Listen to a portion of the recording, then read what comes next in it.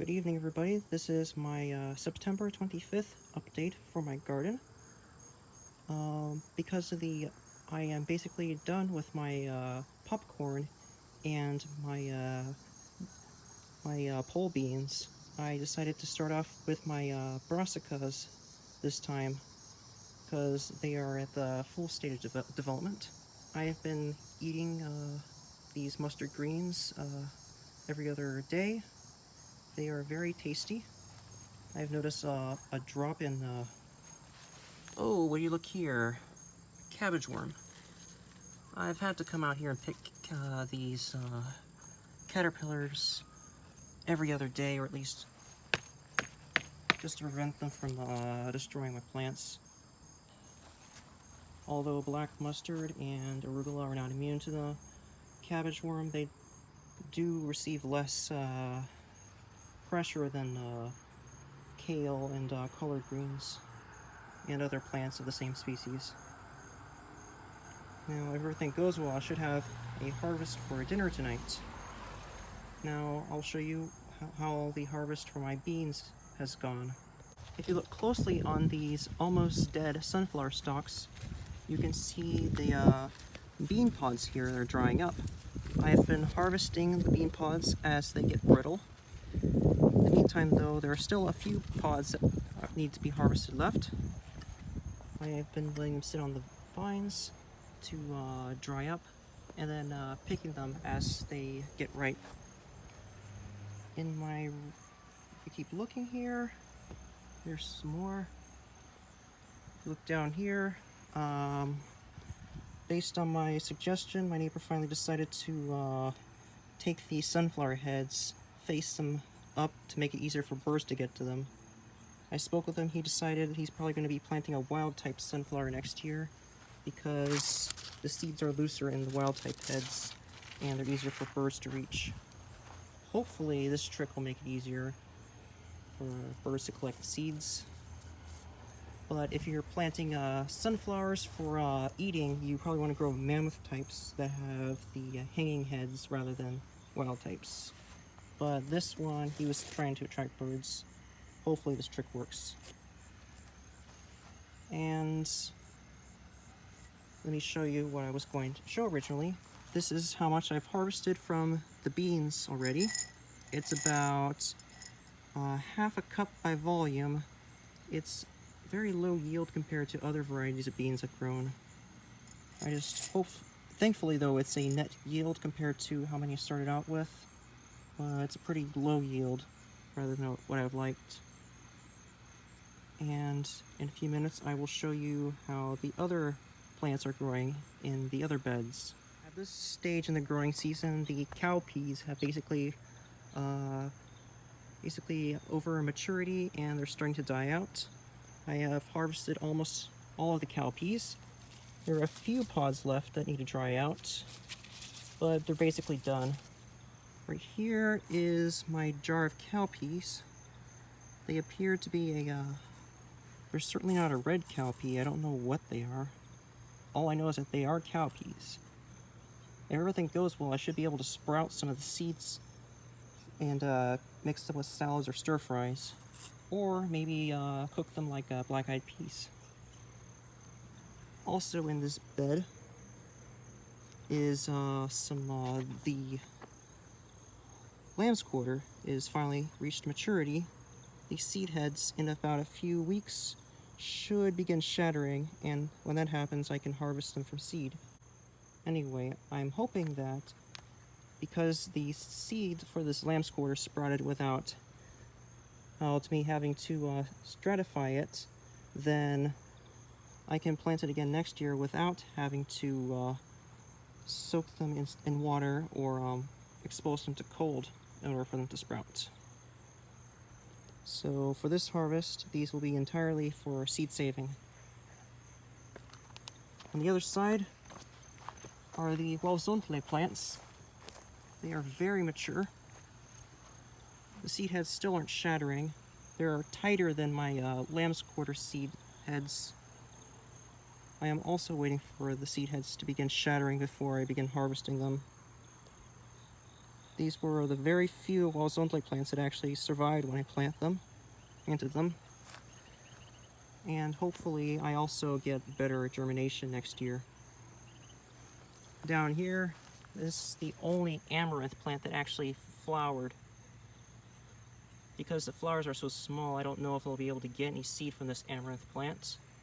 Nevertheless, I will try growing the same variety again next year because I think it's nutrient deficiency that's causing the problem with the amaranth germination. Right here is the some more black mustard I've been harvesting and eating. There are a few holes from a cabbage butterfly caterpillar damage. Other than that, the plants are doing well. However, over here, where I have the lettuce, it's not doing as well. Only now are the lettuce rosettes finally reaching a mature enough state where I can go ahead and eat them. Anyway, though, in a few weeks I would have to pull up these lettuce plants anyway, because this bed is supposed to be for planting milkweed and prairie coneflowers to attract butterflies. Nevertheless, I still have another bed where I'm growing lettuce. I will show you in a bit. A few weeks ago, there were radishes growing in this bed, but I was able to get permission to go ahead and plant lettuce here. I'm growing romaine lettuce, which is one of the types of lettuce that was recalled last year due to an E. coli outbreak. That was mainly due to some poor agricultural practices. A lot of the farmers in the Salinas Valley were using fecal water to fertilize and water romaine lettuce, leading to an increased risk of E. coli outbreaks. Now, thankfully, there are a few of the seeds sprouting. In a few weeks, I should see a lot more mature romaine lettuce that I can eat over the fall, in case of another E. coli outbreak. Although I doubt there should be any, probably because of, unless, of course, the farmers didn't learn from their mistakes and continue using fecal water to water lettuce. But anyway, if you want to avoid contaminated lettuce and other greens, I suggest going and planting your own greens. They will be safer and they won't have contaminated fecal water on them. Also, another thing, I've been planting under these tomato plants some fall, a plant called gailan or yodfa. It's a Chinese kale. So I have some greens over fall. They have just started to sprout if you look closely. And over the next week they will continue sprouting. Hopefully I'll have plenty of collard like greens. They are the same species as the regular collard and kale plants, but they look a bit different. And in this bed over here is what's left of the corn and the beans.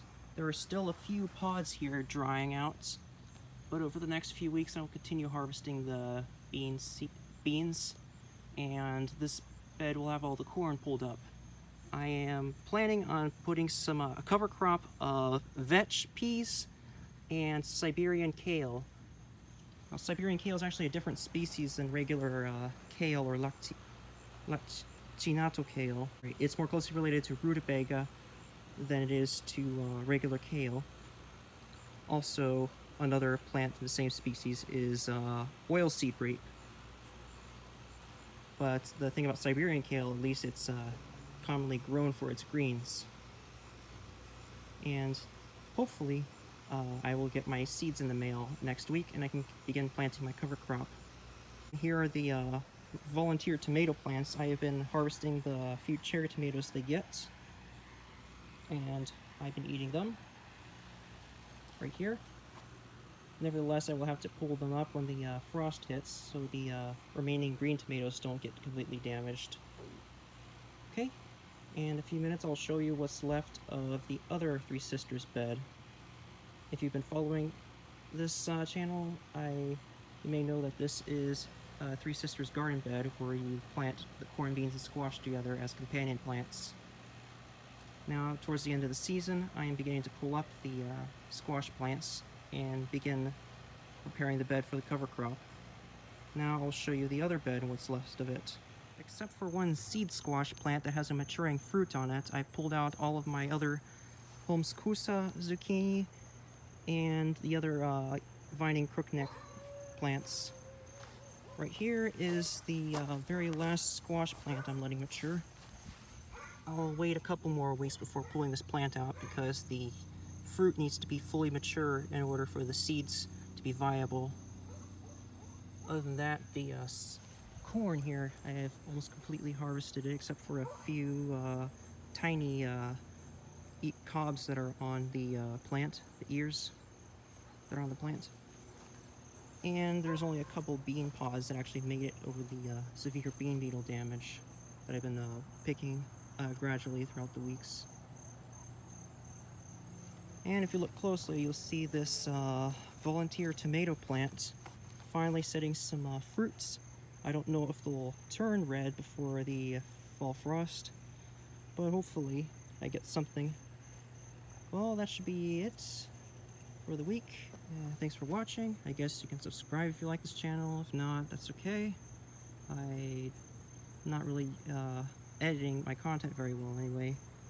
So, thanks for watching, and have a good evening. Goodbye.